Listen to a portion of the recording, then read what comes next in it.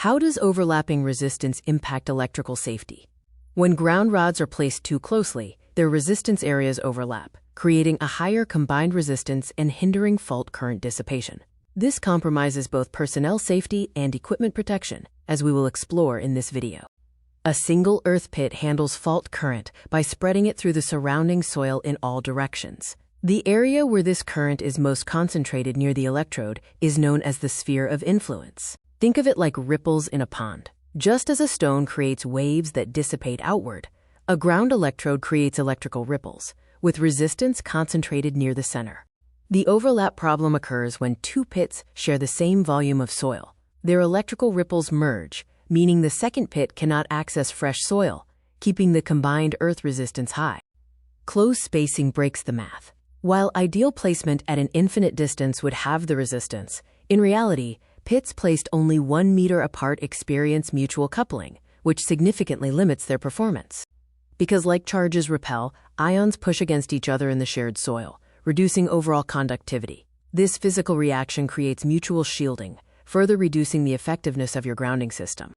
Heavy fault currents generate intense localized heat, which dries out the surrounding soil. Since dry soil acts as an insulator, this creates a sharp spike in resistance, precisely when the system needs to dissipate current. Overlapping fields can trap dangerous voltage. This leads to a rise in ground potential over the shared area. During a surge, unconnected pits can create massive voltage differences, putting nearby systems at risk.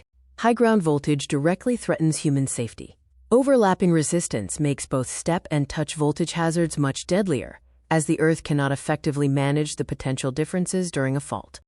Spacing is vital. As shown here, moving pits from 2 meters to 8 meters apart drastically reduces overlap, allows for a full parallel path, and ensures a safer ground potential rise. Follow the golden rule. Ensure spacing is at least equal to the electrode length. While 3 meters is a minimum, many standards recommend 5 to 8 meters for maximum safety. Always connect separate earth pits using above-ground links or underground grids. This creates an equipotential surface, which equalizes the voltage and eliminates the fatal potential differences that lead to accidents.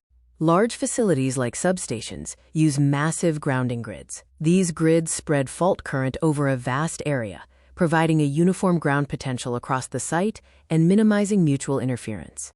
To summarize, respect the sphere of influence to prevent overlap, maintain proper spacing equal to electrode length, and always interconnect your pits to equalize voltage and protect lives. Thank you for watching this video on the importance of earth pit spacing. Properly managing your grounding system is the most effective way to ensure electrical safety.